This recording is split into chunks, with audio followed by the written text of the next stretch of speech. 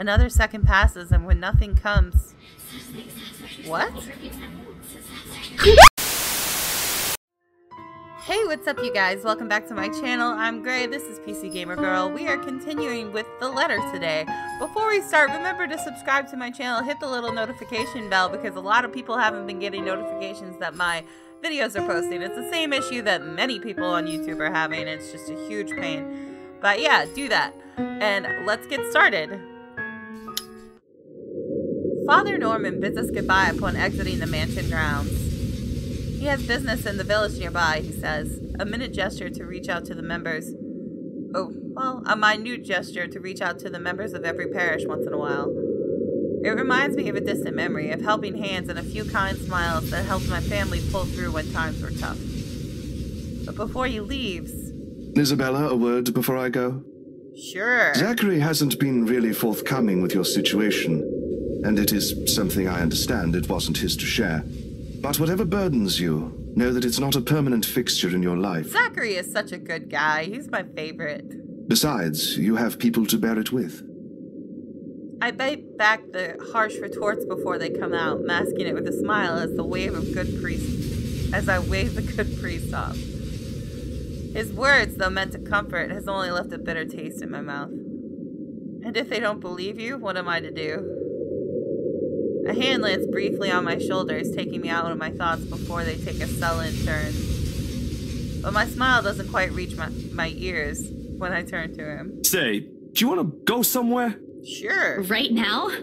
Where to? Anywhere in the city. I'll leave it up to you. Party! Let's hang out with Zach. It wouldn't hurt. I've got some stuff I need to buy. Groceries. And there's a shop I want to check. Yeah, she needs more pot noodles. Is it real food this time? No. Let me guess. Rebecca? She's just worried about you. Even I can't eat that much instant noodles. Because they're nasty. Think of it as a talent. You're nasty. Let's just go, Zach. I smile, a real one this time, devoid of any unpleasant thoughts. Regardless of what happened between us, these past few days, I don't want to think harshly of them. Zach had me wait on a nearby bench upon arriving prior to going off somewhere. He hasn't returned since, and it's been a good 20 minutes of being left alone entirely to my thoughts. In this weather, the city park gives off a lazier and more languid vibe than usual. Where children are usually seen running around and playing, there are now people lying, leaning back on their picnic blankets, simply enjoying the afternoon sun. I cannot read. The smell of food drifts from nearby carts, and if the wind blows in the right direction, one would catch the whiff of freshly trimmed grass.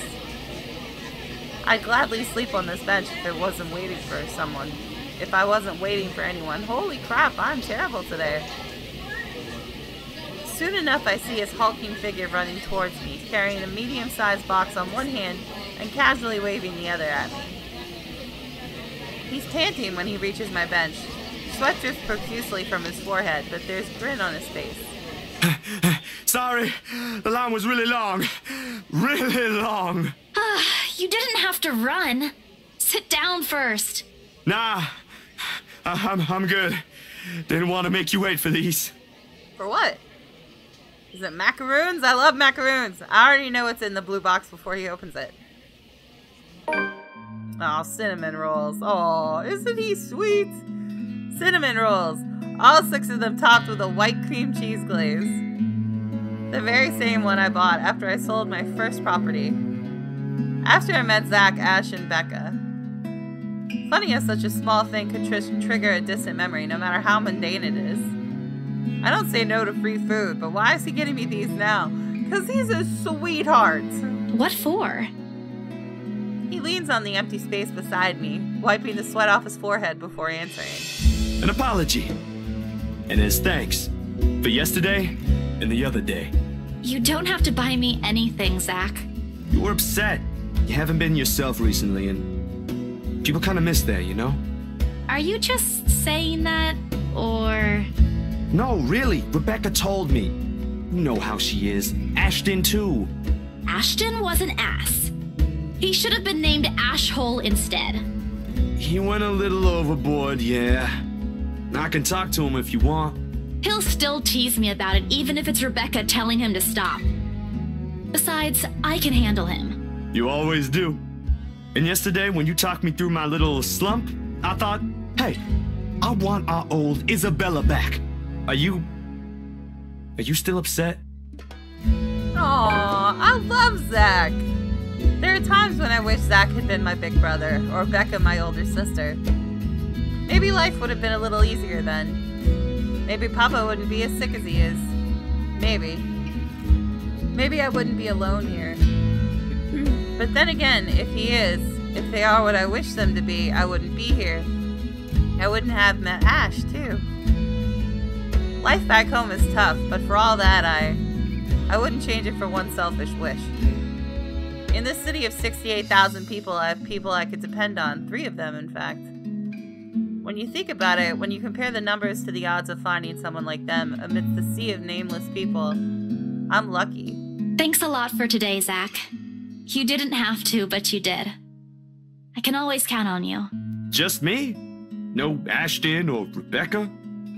Oh boy, they won't be happy to hear that. I don't mind being the favorite, though. Nope, no favorites. But you cook better than both of them, so that's a plus.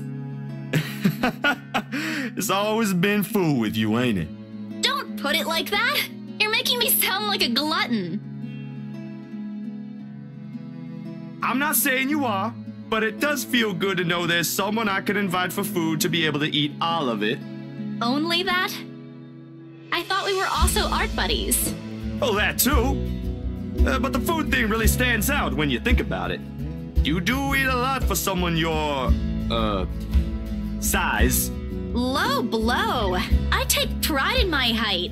So, is it okay now? Do you feel better? Does it still scare you? A little. I'll be okay. I'll figure it out, somehow. It's not as bad as the other day, and Father Norman helped too. I should have brought something to thank him. Oh, we could visit him anytime. He loves hearing from the young ones. He isn't that old, is he? Don't know. He doesn't tell. I think I might have seen his face somewhere before. I just couldn't recall when or where. Ash says he looks like his boss or the bartender at the local pub if he squints. Don't take his word for it, of course. He might have accidentally inhaled something from the forensic lab again when he said that. This time the laughter that comes from both of us is genuine. Back to the usual. Things may have not been the easiest lately, but it certainly isn't the worst that has happened. We do end up sharing the cinnamon buns between us, despite Zach's insistence that it's only for me. But more than the food, there's a relief and contentment. If you need anything, just ring, okay? Like when Ash annoys you too much. I'll help you with him, best friend or not. No way. I can take him on. Still an extra muscle wouldn't hurt, yeah? Just let me know, and I'll back you up. I would 100% date Zach. My sister knows this one thing to shut him up when he's being his usual self. Ask me what it is whenever you want, and I'll spill it. I don't think that's necessary, but thanks. I'll keep that in mind. He leaves me with a smile and a wave. Off to some new gig again. As for me, we still need to talk, Becca, Ash, and I. Put petty arguments aside like the adults we all are. This, however, is a start, no matter how small it may be. I just hope I can keep them safe. A light wind blows again, sending dried leaves swirling and the distinct smell of earth into the air. For the first time, the sunlight feels less harsh. Maybe a walk is good. I need to visit the grocery, too. Come to think of it, wasn't there an art store that opened recently near the park? I love art stores. There's one at a university that's very prominent near where I live, and the art store is amazing.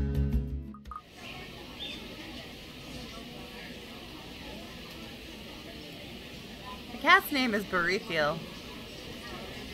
Or at least that's what his collar said. I must have skipped something. It's an odd name to give a cat in my opinion. But it speaks grace much like the one that carries it. It shows in the way he swishes his tail and his eyes follow my hand's every movement. I'm not sure what he finds fascinating in me, to be honest. I wasn't the very picture of grace when he found me, after all. It was a bad idea carrying 2 heavy bags of newly bought art materials and groceries without help or sure ride home. In hindsight, perhaps I shouldn't have bought all of these at the same time. I didn't even make it past the park.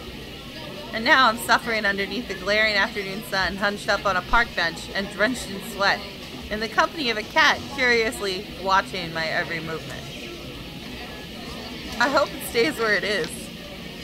It's just a black cat, but back at home they're considered ill omens. Don't look at me like that. I can act graceful as well if I want to. Not that I've ever acted gracefully in my life, of course. Growing up with rowdy younger brothers and a sister does that. Or maybe it's the opposite. Mommy used to call me a little troublemaker before. Well, graceful or not, there's no use moping. A short breather and then I'm off home. Besides, it isn't like the company's bad, even if it's a cat. As long as it doesn't bite or crosses my path. Well, where's your owner, anyway? He has one, doesn't he? An owner? That's what the collar's for, isn't it? A bandage is wrapped on one of his paws, though. I wonder what happened to it. Did he run away? Well, if you don't have one, I won't be able to take you in. My apartment doesn't allow pets. I tried to bring one home before, a cat. Not black, of course. And Rebecca threw a fit before the landlady could. So superstitious. I take a small packet of sweets from one of the bags beside me and pop it open. Aw, as I'm about to put one into my mouth, he meows. My hand stops. Do you want one? He doesn't meow again as I'm expecting him to, but I take his unblinking gaze as a yes. I shift the piece of my palm and hold it out to him warily. He sniffs at it once, twice, before. Baruthia! Like a good, properly trained pet, Baruthia responds as he's called. Recognition comes as soon as my head snaps in the direction of the voice. Miss McCullough's hard to miss, with her height. I'm sorry. Did my cat hurt you? Miss Santos, was it? I'm surprised to see you here. Nice to meet you again, Miss McCullough. Were you harmed in any way? I'm sorry. Baruthiel's not exactly fond of other people. Even run away from the veterinarian right now. Oh no, he was just sniffing my hand earlier. My Baruthiel's a she. She? All this time I thought. The pause in conversation, if this can be called one, is uncomfortable. We're merely 2 people working different jobs for the same client. Frankly, meetings like this don't happen a lot, and if it does, a simple nodding of heads is enough. Still, trying to be friendly wouldn't hurt, right? Well, talk about her job. I'm just curious about your work. What about it? There is something guarded in her expression of a mention of her work, but I push through with my question. I just want to know how it is to work on a house like the Ermengarde Mansion. Is it hard?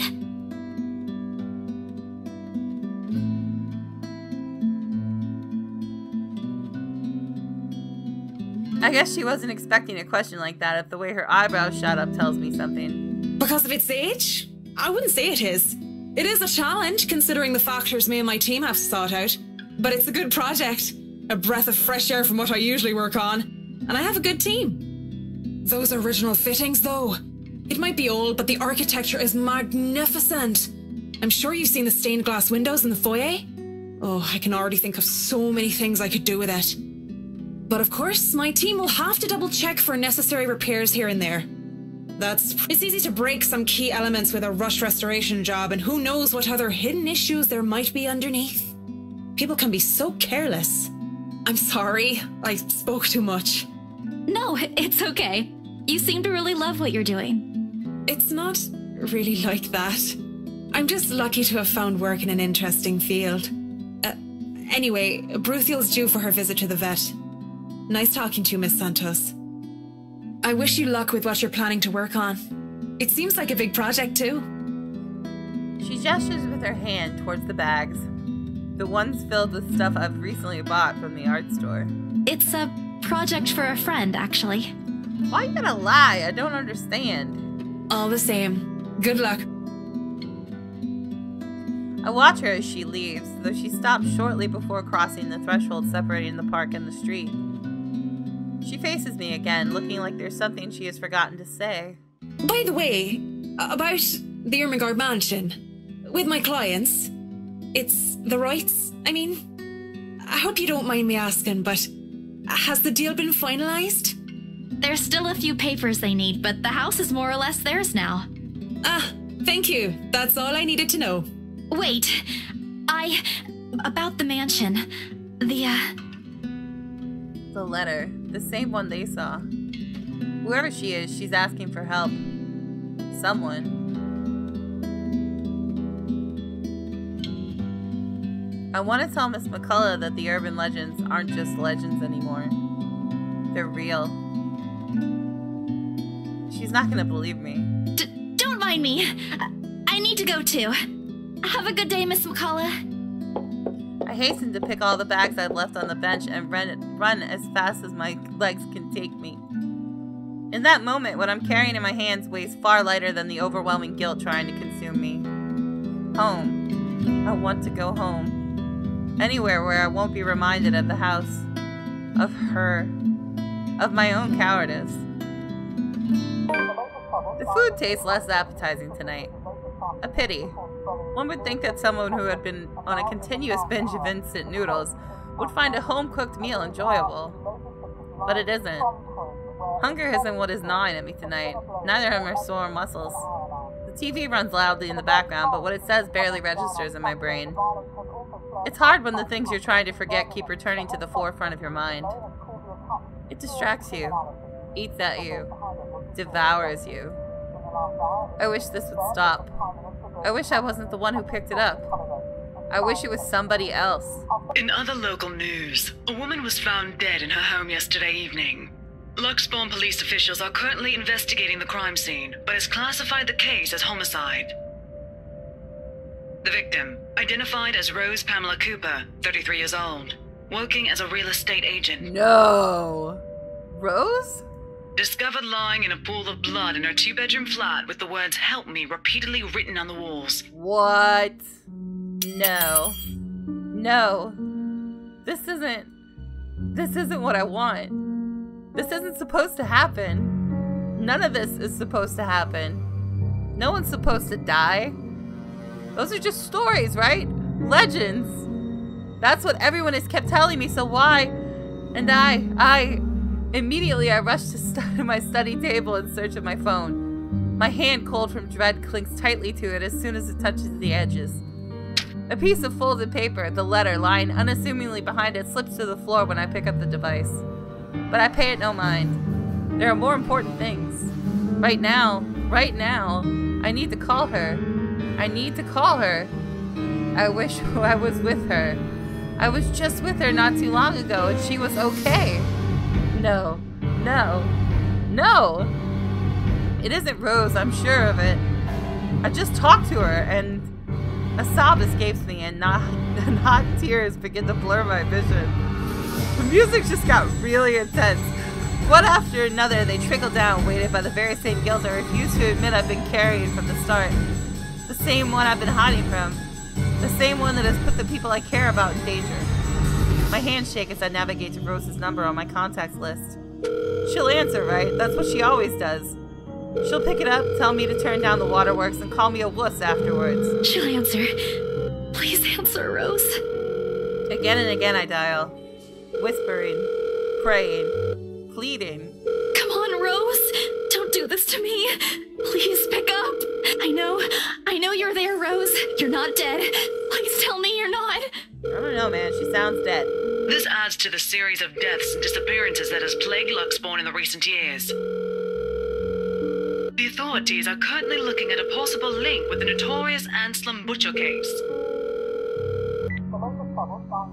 The TV runs loudly in the background. A deafening static sounds from my phone's speakers, but in my ears I can only hear the screams. Her pleas. Her whispers. Creepy. We are not safe.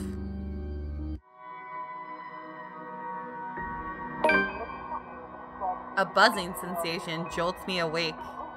My body still wants to sleep to forget what I heard, but what I saw last night. But it's there, nudging, prodding at me. Slowly, I become aware of how awkward my position is and the aches that accompany sleeping in a curled up position the night before. If I even slept at all. The memories are impossible to forget now that Rose is gone. They say it's easier when you say it out loud. Instead, the words weigh heavier on me each time. She's gone. Gone because of me. Gone because of one letter I was too curious to look at. I should have been more careful. I should have kept my mouth shut. I should have destroyed it before anyone else had gotten involved. I should have... The notification light on my laptop blinks incessantly, mockingly when I look at it, as if it's calling me back to a sense of normalcy. I check it nevertheless, out of habit more than anything. Oh, this is so sad. To all BRC employees today, in light of the recent events, there will be an all-staff emergency meeting from 1 p.m. to 2 p.m. Attendance is a must. Company changes, new hierarchy, and policies will all be discussed during this meeting. Everyone is expected to bring a copy of their own attendance logs and sales reports for the last 6 months to be submitted to your respective managers for review. We are expecting everyone's cooperation. Thank you, Joanne Alice Schultz, BRC HR Manager. If this were one of those typical days, I'd happily comply and get myself to our office. Today my limbs just feel heavy. On one hand, going will keep me busy, take my mind elsewhere. On the other, the place in itself is a stark reminder of what my own fears have cost me. I should just go to work. Moping won't get me anywhere. This is just like one of those things, isn't it?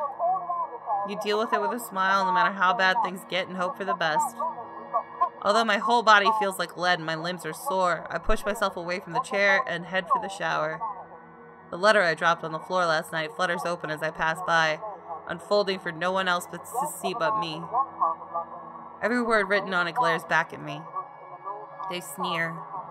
They ridicule. Like living beings fully aware of what they've done.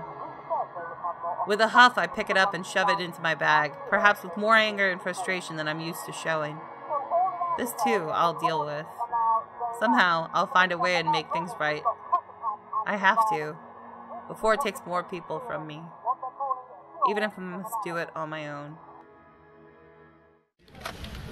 Papers rustling, telephones ringing, feet shuffling. Overall, today looks like a typical working day at Briar Realty Corporation. Except it isn't. The air is thick with tension and unspoken questions. No doubt everyone present has already heard about Rose. If they missed last night's report, they'd likely see it in the morning news, in the papers, or at various news sites on the internet. Everywhere is a bitter reminder. In fact, everyone's giving me a wide berth, as though the mere mention of Rose would be enough to trigger something in me. It's appreciated, but it only serves to create a bigger hole in the place Rose has left. After lunch, my boss calls for a meeting. I don't have to look up from my work to know what it is about. He's in a strange, pensive mood today, probably out of respect for a dead colleague. Oddly, I'd appreciate it more if he just shouted at me today. Anything is better. I'm sure you've all heard of what happened to Miss Cooper. She was a valued member of our team and she will be missed. There's no date for a funeral yet, but those who wish to attend, kindly speak with your respective supervisors. By the way, has anyone heard about our still AWOL staff? None? HR, you know what to do. Santos, a word? In my office? At the end of it, I've been given the entirety of Rose's workload, including finalizing the rights papers, and have been promised an ample compensation for my efforts. I think he's expecting me to be happy about it. Instead, I immerse myself in my work. I have to anyway, if I want to forget. Time flies when you do, and by the time I give notice, it's already too late. It's already late. Everyone's already gone, leaving me in the company of a radio and a member of our janitorial staff. I don't even know his name. Rose likely does. She remembers people easily like that. The Luxbourne Police Department continues its search for the following reported missing people. The radio blares one name after another. Hold on a second. Missing? Aren't they? Still, I have to check. Frantic, I turn back to my desktop. The loud tapping of my fingers against the keys fills the office for the better part of my shift as I look through everything. Background about the place, its history from the current owners, and list of employees hired under BRC. And I'm right. Of course I am. BRC may have a lot of staff, they may have a lot of agents hired, but I'd remember those names anywhere. After all, they're also part of the crew who worked with us in preparing the mansion for the open house. Then the letters... No, that can't be. I hope it's not what I'm thinking. But Rose is... Something snaps into place in the fraction of a moment. These people, Rose, the letter... I need to... No. If it's like this, they still won't believe me. I have to make sure of it first. Evidence doesn't lie. That's what Ash often says, right? If I have proof, then maybe... I don't want to get my hopes up yet, but maybe there's still a way I can save them. The letter, my phone, papers, anything that'll be useful. I grab all of them and stuff them in my bag. I can't stay here. There's something I need to do. There's something those people should... The noise cuts sharply through the room, stopping my hand short of cramming a pen into my bag. Hello? Anyone there? Someone must have left their printer open again. I may be in a hurry, but if I don't turn it off, another person is certainly going to have a fit tomorrow over wasted company resources. Most of the time, it's Rose who does the nagging, but... The clicking of my pen in my hand is a welcome distraction as I search for the said objects. Each stride my feet takes also echoes throughout the empty workplace. I've lost sight of the janitor minutes ago, and with me being the only one left, the tapping of my feet against the wooden floor is something I soon learned to appreciate. It doesn't take me long to find it. By the time I turn it off, 5 pages are already strewn about on the ground, the paper tray having also been left ajar. Sighing, I pick each of it up to put someplace proper. But the page that greets me next makes my blood run cold. The chill that makes its way up my spine is as numbing as the day in the attic. The sheets crinkle under my tense grip.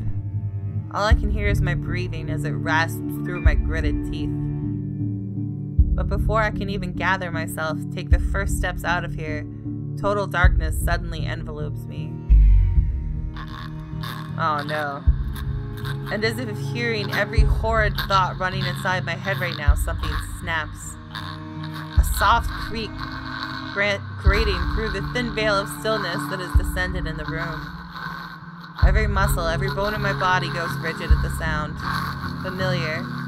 So familiar now. Yet my traitorous curiosity still presses me to take a careful peek over the cubicle's wall. Girl, go home! She's crazy. It's her. Standing in the only exit of the office, albeit facing away from me. She doesn't even need to turn around for me to know it's the same misshapen face, tattered clothes, and unsightly gait. The same person in the attic. I take a step back, the pen I'm holding slips from my hand, and her entire head turns. Ugh, sticky. A scream almost escapes my mouth, and I duck under the table as quickly as I can. My heart is pounding hard against my chest.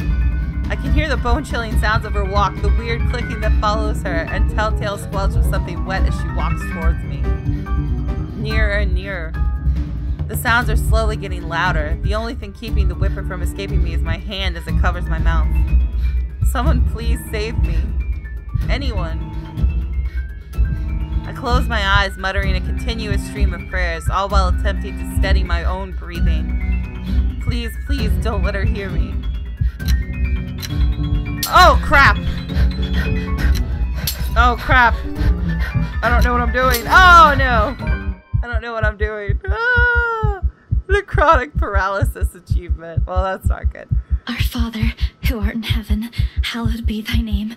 Thy kingdom come, thy will be done, on earth as it is in heaven. Give us this day our daily bread, and forgive us our trespasses, as we forgive those who trespass against us.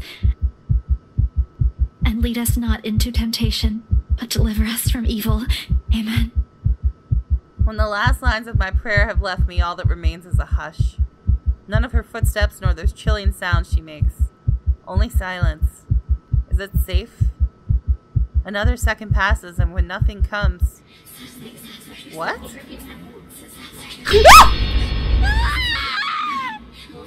Okay. I was not expecting that.